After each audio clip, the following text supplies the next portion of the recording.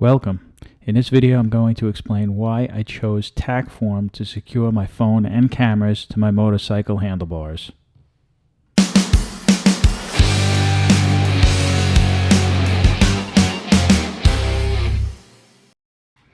When I was looking for a way to mount my phone, I wanted something that didn't require a proprietary case or an adapter that would need to be glued to my case. I found the Tackform mount and decided to give it a try because it seemed very solid. I opted for the handlebar mount with vibration dampening. As you can see, it's very easy to get the phone on and off the mount, and after a year and a few thousand miles, I'm confident I will never lose my phone. I was and still am very impressed with Tackform's quality, so I decided to look to them for a camera mounting solution. The mirror mount was exactly what I was looking for and has been perfect so far. Once the mounts get tightened, they are solid as a rock.